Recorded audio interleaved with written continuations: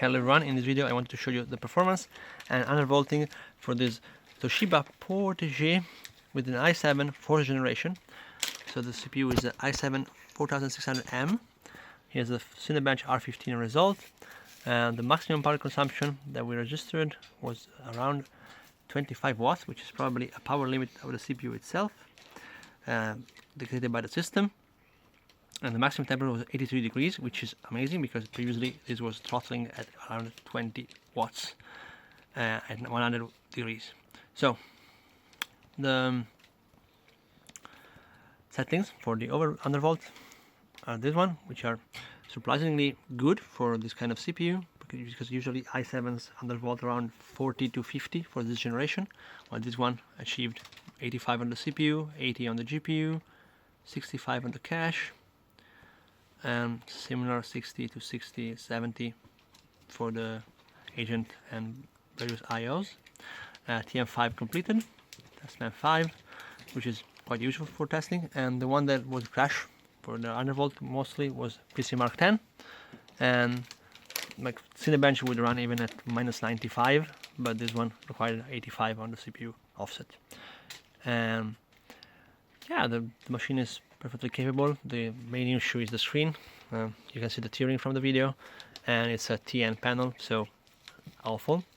And Geekbench 6 results are of course quite above average for the same CPU. Here you can see our result compared to the average online result for this.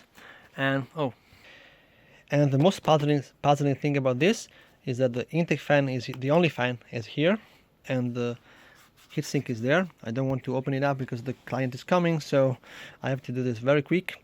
And yeah, basically the CPU is sitting here.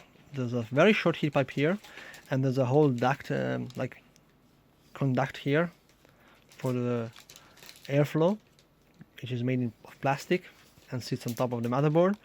And so it works actually decently good.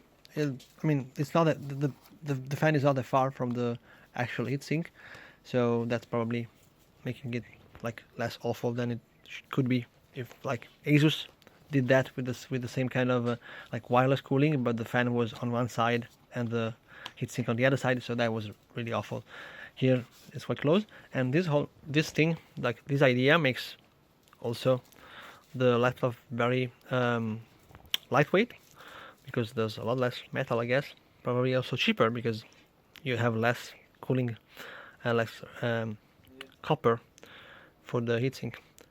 Oh yeah, that's the overall settings and feeling for this machine. The screen is the bad thing about this. Everything else is quite decent, pretty usable for 2024.